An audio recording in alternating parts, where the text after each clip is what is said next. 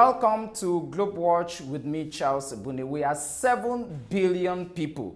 The United Nations estimates at least 1 billion people live with disabilities, at least 15% of the global population, according to the World Bank Group. And between 110 and 190 million people in the world are facing significant disabilities. And as a crown charity which has been existing for the past 65 years, SIGHTSAVERS has been working to secure better equality deals for people living with disabilities and blindness in particular. So, are our policies towards the disabled realistic, as all of us are potentially disabled people? My guest today is the Chief Executive Officer of SIGHTSAVERS.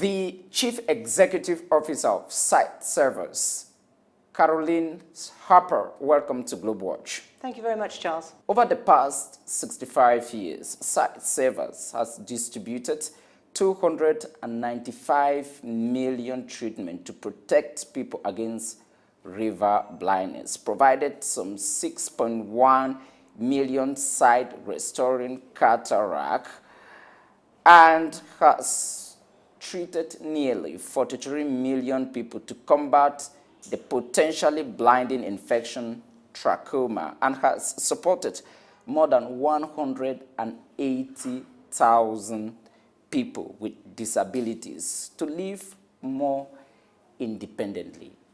Are you the right charity organization to defend the rights of the blind people? Well, we'd never try and do that alone. It would be absolutely wrong for SIGHTSAVERS to think we are the organisation and we alone are going to fight for the rights of people with disabilities. What we do is we partner in all the countries where we work, and we work now in about 30 countries across the world. We work very closely with disabled people's organisations. So these are organisations normally set up by the disabled people themselves.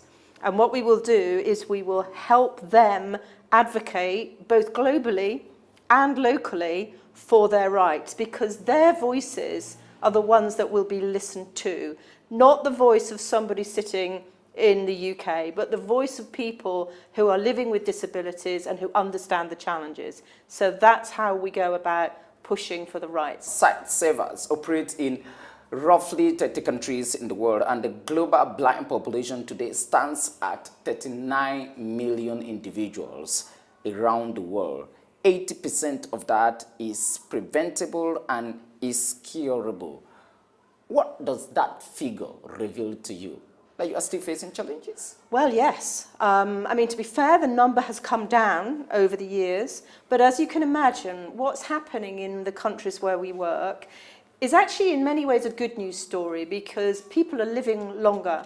Health generally is getting better, except for some of the countries, obviously, where there are wars.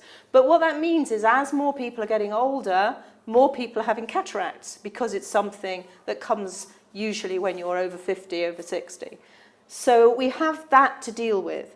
So there's still a lot more that needs to be done. And so what SIGHTSAVERS does is work with the Ministries of Health in the countries that we support, and also with other NGOs, to help them strengthen the health system in that country so that it is actually able to help the people who have the cataract problems or glaucoma or whatever.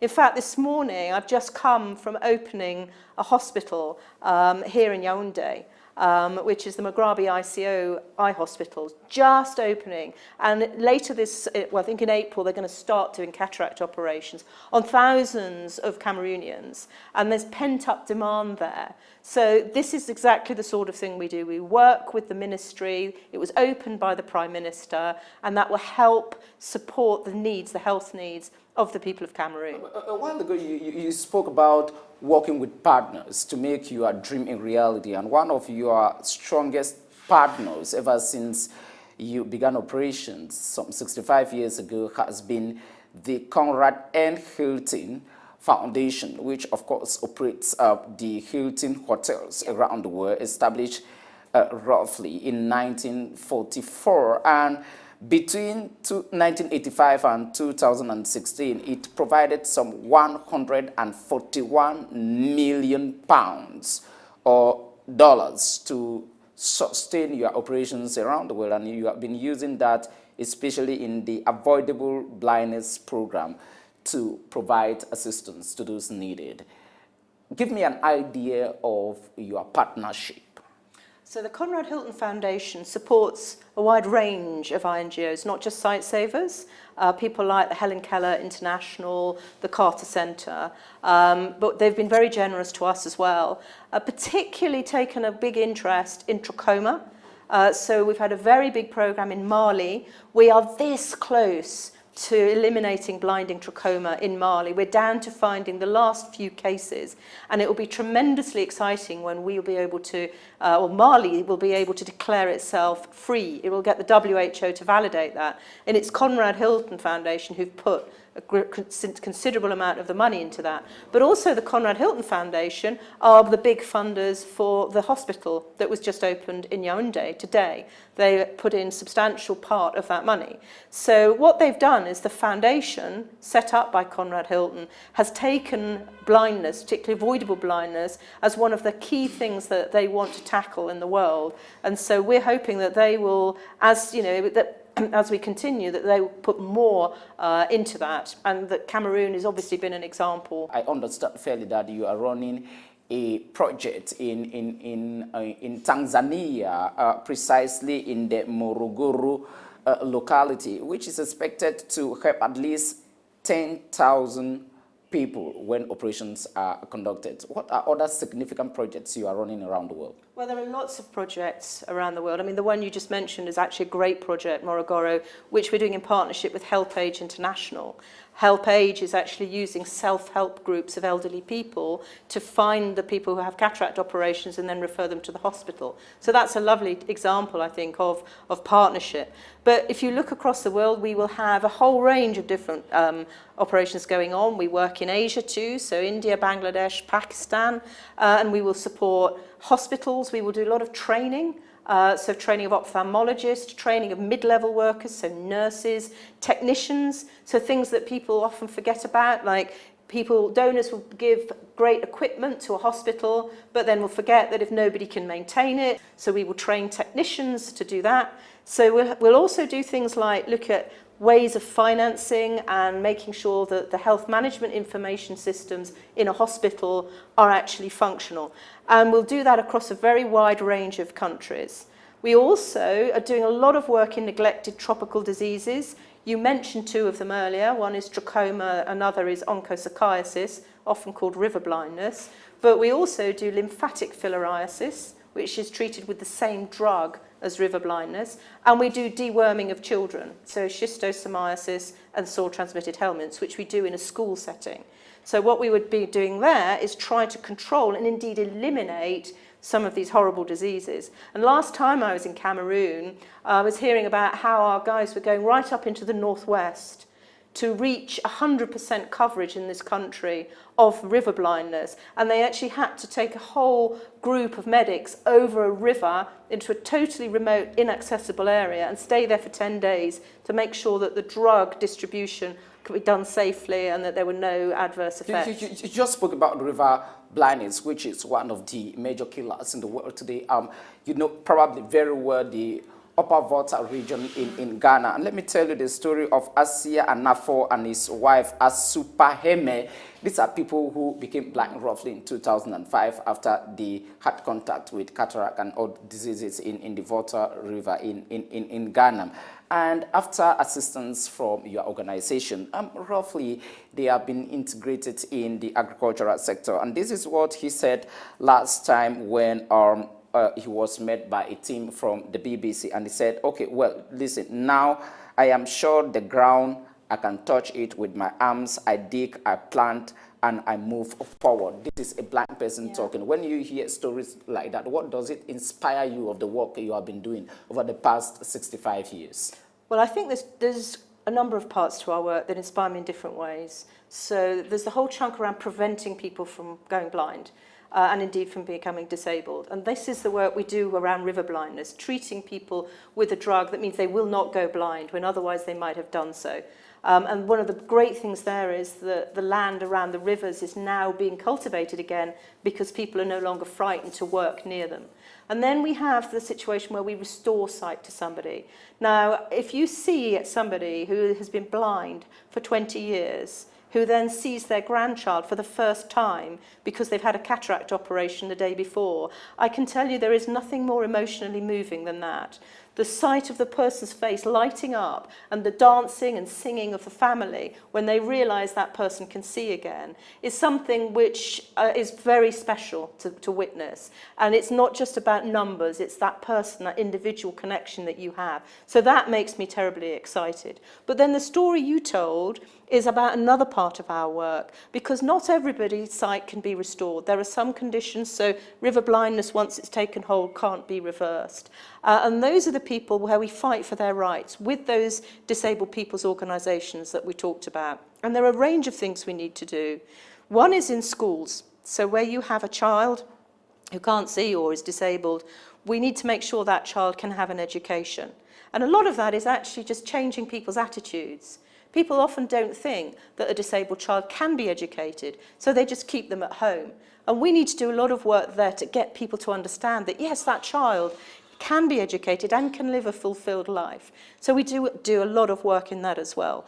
Plus, we do advocacy work, both at the global level, so for the Sustainable Development Goals, to make sure that people with disabilities were included, but also at the national level. So we've worked very hard here in Cameroon to make sure that people who are blind can vote, so that they can actually have a say in this country. We'll touch inclusiveness in a moment, and which is in line with goal number 3 of the Sustainable Development Goals to be achieved by 2030.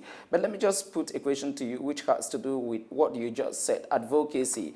Most of your work globally is done through campaigns, and one of the spotlights today you are running is the A Million Miracles project. Tell me more about that campaign. Well, the Million Miracles is a fundraising campaign, which we're running in a number of the countries where we raise funds. The deadline should be this year, right? By the end of this year... To raise about £30 million. Yeah, we want to raise enough money to be able to do 1 million miracles. That's the key point. So to be able to do 1 million operations.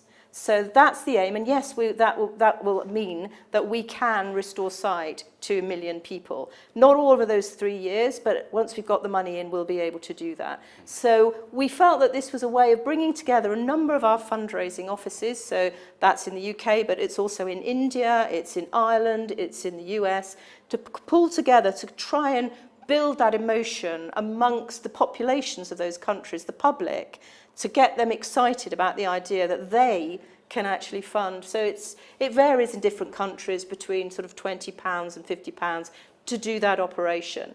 And that is what we wanted to do with the Million Miracles, is to excite those populations. Let's talk about inclusion, which is one of the key elements when we talk about equality for people living with disabilities. And the reality is, Sustainable Development Goals number 3 says, quote, ensure healthy lives and promote well-being for all at all ages. That simply means inclusion.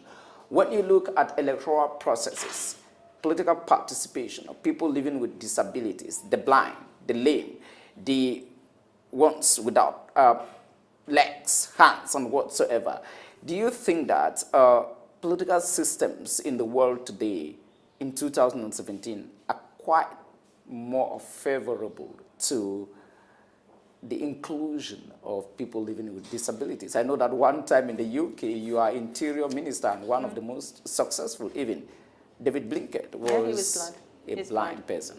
Yeah, but you're right. I mean, at the moment, the situation is not satisfactory. In many, many countries, it's very difficult, particularly for blind people, to vote. Many countries, what they have to do is... We don't have lame prime ministers, lame presidents, blind presidents, all those people. Why? No, we don't, I think, because, as I said to you earlier, historically there's been a big stigma around people with disabilities, and they've not gone to school and they've not got an education, and therefore you've not got the pool of people with disabilities who actually believe in themselves. One of the big things that SIGHTSAVERS is doing with these disabled people's organisations is building the confidence of people who are with disabilities to stand up for themselves, to fight for their own rights, and first of all to vote. So the first piece in political participation is to actually vote, but then also to try and put yourself forward for, initially perhaps local power. Let me just narrow the debate. Yeah. Can you spot out countries or governments in the world where blind people-friendly elections are held, for example? Well, Sierra Leone did. Initially, they didn't have that, but then they introduced tactile voting. So that's happened there. I think this also happened in Tanzania. I'm not sure whether you're having it here, but I know, talking to my country director, we've had a lot of success around disabilities and voting. So it's one of our big pushes to try and get all across the countries where we work the ability for a blind person to go into the voting booth and cast their own vote, not have to bring a trusted family member and ask them to vote for them, but to actually make sure that they can vote for themselves. Let me give you reactions of people with disabilities in the world today. Let me just give them in a sorted manner. Quote, people see the blind as a burden. Simon Peter, without education, we are nothing. Harry, when I leave school, I want to be a teacher. Jenny, when you hear such statements, what do you think is the challenge of a charity organization like SIGHTSAVERS, which has to work for these people today? Well, as I said, it's the stigma issue. It's going back to the education, it's getting children into school, not just those individual children's benefit, but also so that other children can see that people with disabilities are just like them. Because that's where the stigma happens. If you have the children kept at home and separate, they're seen as slightly scary, slightly different. If you can have children all together, I've seen it. I've been into schools which have both people with disabilities and other people, and the children actually mix very, very well. And some of the kids with disabilities have been extraordinarily successful. One little boy I remember in Kenya, a little chap, Brian, he was third in his class of 100, and he was going to go on to be a lawyer. There was a little girl in Ghana, she was blind, and she went on to be a journalist. So it is possible. And what you then also need are some of the kids that come out of these schools need to become role models so that other kids can see what's possible. We had a phenomenal example recently in Mali, a Paralympian. She was the first time she'd ever run for her country. And what she did, I mean, how she got on in the Olympics itself was not really the issue. The point was she went round a whole bunch of schools in Malawi and made the kids there who had disabilities recognise that they too could achieve incredible things because this woman here had done so. So it's also about getting confidence and role models. As you say, it's also about getting people with disabilities into power. Now in Tanzania, I know that they've had several people now with disabilities who have gotten into the parliament. So it's starting to happen gradually in different countries. But we've got a very, very long way to go. And even in the UK, it's not great. So you talk about David Blunkett, but there are not very many other examples. And even in the UK, 70% of people who can't see are out of work. So we're not in any way a beautiful example about what needs to happen, and a lot of work needs to be done. But I'm not optimistic, because even in the 12 years I've worked with SIGHTSAVERS, I have seen progress.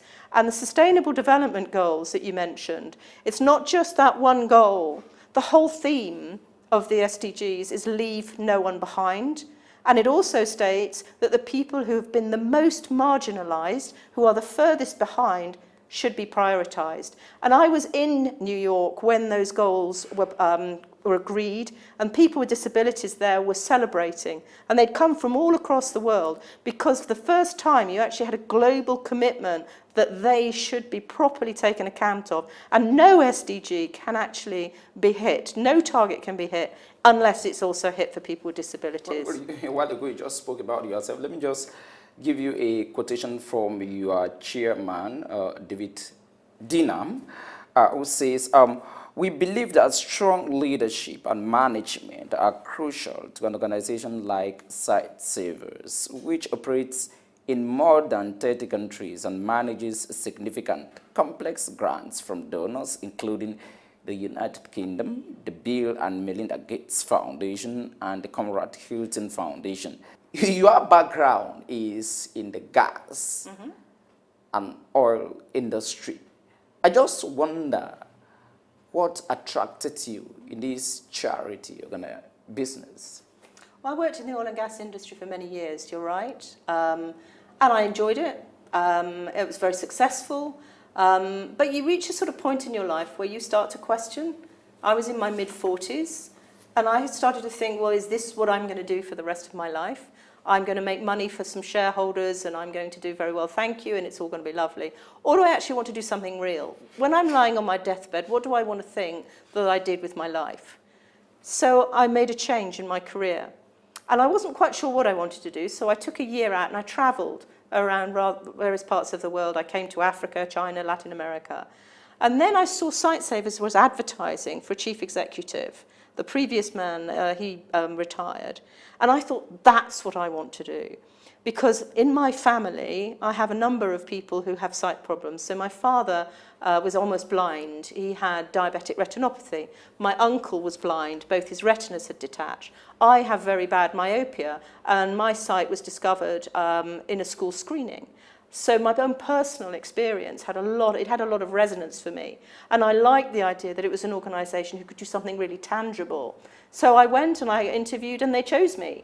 Which was brilliant, and I have been there ever since. What excites you doing charity today? Not any kind of charity, but with an organization that simply says, quote, we are an organization working with partners in developing countries to eliminate avoidable blindness and promote equality of opportunity for people with disabilities. What excites you? Several things.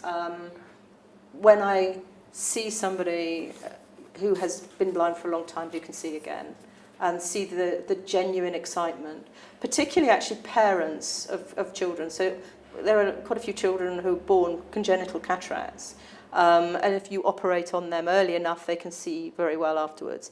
Often the children don't quite understand what's happened, but the parents do.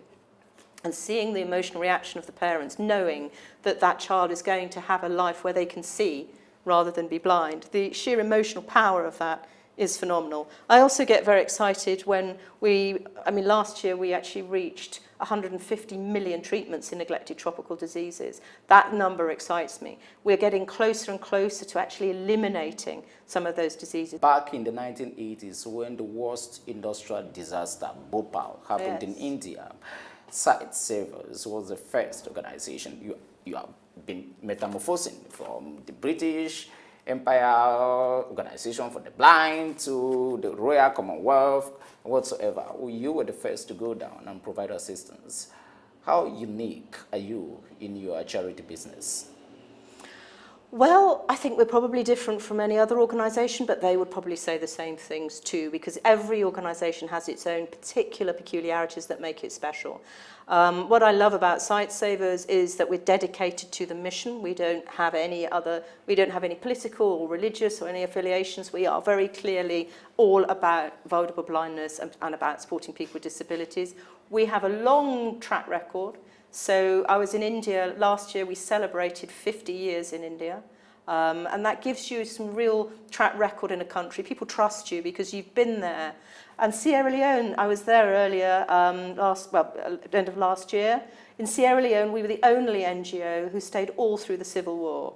My country director there, he would come into the office and he would hide sometimes under the desk when people were in the streets with machetes, but he stayed there through thick and thin. And he personally, Dr. Dennis Williams, who, God rest, he's died now, but he actually personally operated on 30,000 people in Sierra Leone to restore their sight.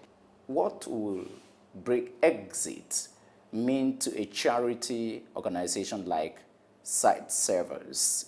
Theresa May, the British Prime Minister, has triggered Article 50 for departure. Yes, I know she has. And I wish I could sit here today and tell you what Brexit will mean. I have to say to you, Charles, that if I knew what Brexit would mean, I would probably be a very senior person somewhere in a think tank. But I certainly can tell you that we'll still be here. You know, we've been through other traumas. I mean, Brexit will mean, you know, uncertainty for a few years. That may make it more difficult to get donations. But you say we're a British charity. Well, you know, our central registration is in the UK. But we have, you know, we have offices right across the world. Yes, you know, there'll be question marks about whether you can get money from the EC, but there'll also be new opportunities. There always are. So we'll be here and we'll weather the storm, whatever the storms may be. And the one thing I say to my board is you have to remain agile and flexible. You have to take advantage of opportunities and you have to watch what's going on out there, monitor your risk very carefully and be able to react as circumstances change. The Chief Executive Officer of SIGHTSAVERS, Caroline Harper, thank you very much indeed for being guest on GlobeWatch. Thank you very much. You're welcome.